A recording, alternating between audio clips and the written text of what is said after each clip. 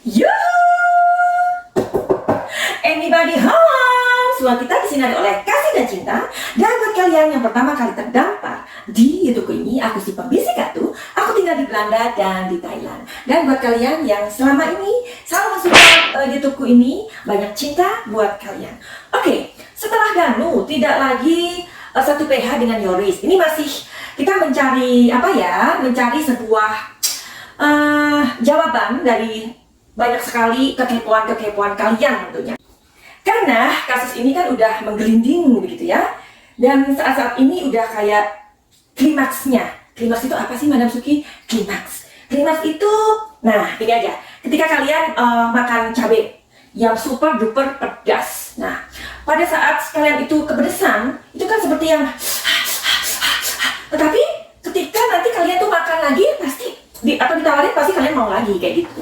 Jadi ternyata ketika kita makan ombok itu ada sebuah sensasi gitu loh, ada sebuah klimaks yang ketika kita tahu itu kepedesan, tapi kita ketagihan atau apa ya, mencari gitu loh. Sama dengan kasus ini ya. Jadi kasus ini udah buat kita itu bosen, udah buat kita jenuh, tapi kok ya ketika masuk ke Bang YouTube yang dicari sumbang lagi gitu kan. Nah oke.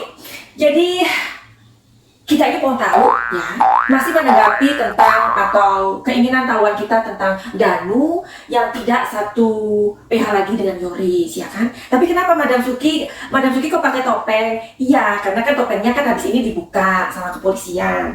Jadi nggak apa-apa lah ya sekali-sekali pakai topeng begitu. Karena nanti ketika, nah ini sudah sketsa dulu ya. Nah, karena Pak Polisi juga kayaknya pengen memberikan kita teka-teki, ya kan? Nah, setelah itu kan dibuka topengnya. Buka dulu topengmu. Aduh, Madam Suki kayak gitu deh. Selalu kalau ngomong tuh ngatur kemana-mana, ya. Jadi, begitulah. Kalau kalian paham dengan apa yang aku omongkan, itu kalian berarti smart juga sih. Karena aku kalau ngomong selalu kadang loncat-loncat ke kiri, ke kanan, kayak gitu ya. Oke. Jadi pengen tahu nggak sih perasaan Danu ini gimana, ya kan? Ya jelas sedih lah Madam Suki, nggak usah dilihat di kartu. Pasti kita tahu bahwa perasaan Danu itu sedih. Kan Danu itu menangis waktu telepon Mas Taufan waktu itu. Iya sih, tetapi kan kalian nggak tahu apa yang sebenarnya terjadi, apa yang sebenarnya what he feel, ya kan? Jadi kita tuh pengen tahu kebenarannya, pengen tahu gimana sih perasaannya Danu ini. Jadi oke, kita mau tahu ya perasaan Danunya. Danu semoga sabar ya. Jadi hari ini kita mau cari tahu aja yuk perasaannya Danu. Dan ada satu lagi pertanyaan yang belum aku jawab di video yang sebelum ini. Apakah Yoris sedang tertekan? Karena aku sudah menulis ya dari kekepoan kalian nih yang aku tulis. Jadi aku comot dari salah satu kalian. Bulu-bulu hidung itu untung panjangnya tidak terlalu cepat ya. Kalau coba bayangkan kalau bulu-bulu hidung itu panjangnya sangat cepat ya. Jadi kan kita kerepotan untuk menggunting ya Cin ya. Aduh apa sih Madam Suki ini.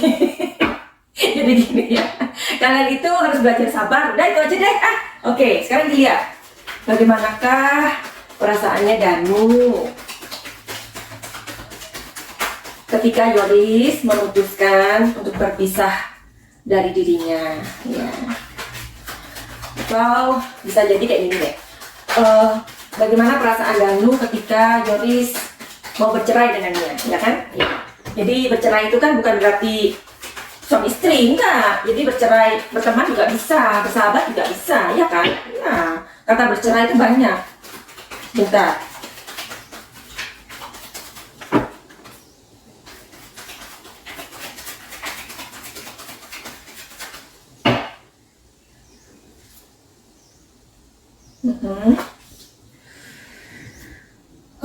Tuh, Danu.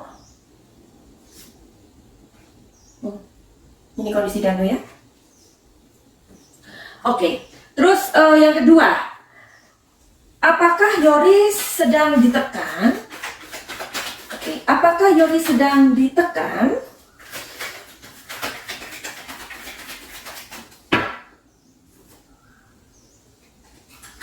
Oke.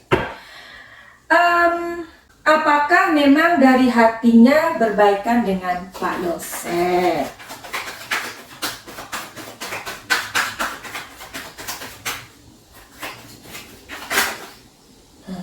jatuh. Oke. Satu lagi.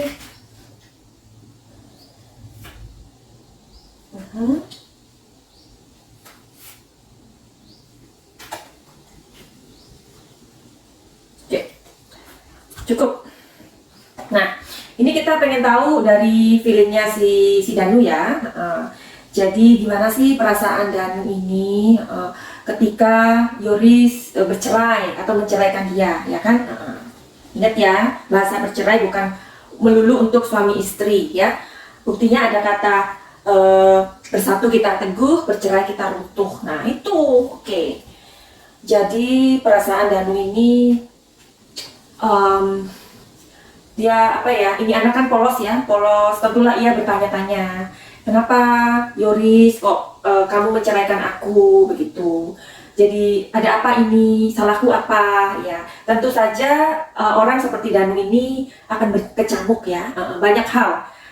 Tentu saja dia juga ketakutan kalau nanti dia ada di posisi yang apa ya, yang membuat dia menjadi tersangka. Seperti itu. Jadi ada sebuah ketakutan memang ya.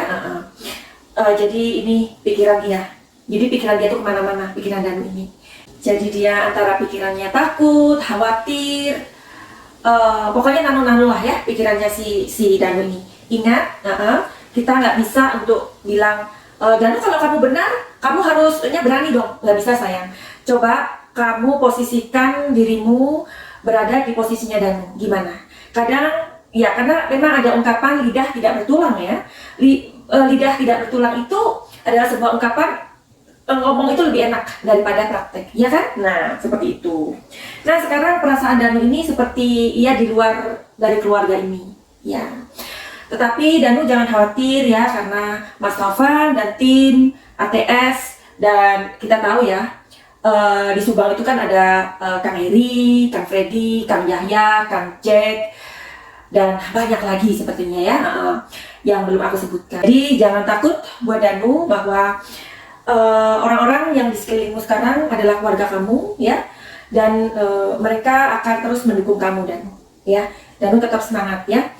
Seperti yang Bang Taufan katakan, mungkin ini sudah menjadi sebuah petunjuk dari Tuhan yang Maha Esa, bahwa dengan Mas Taufan hanya mendampingi Danu sekarang menjadi sebuah fokus yang dibela ya, dan dilindungi oleh Mas Taufan. Pastinya Mas Taufan dan tim ini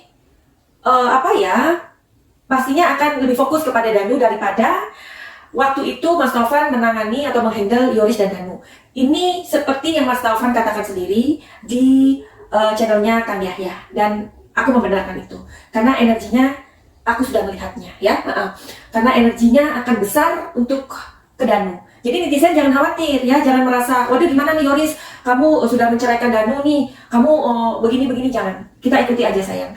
Mudah-mudahan seperti kata Mas Taufan, bahwa ini adalah rencana Tuhan yang indah buat Danu.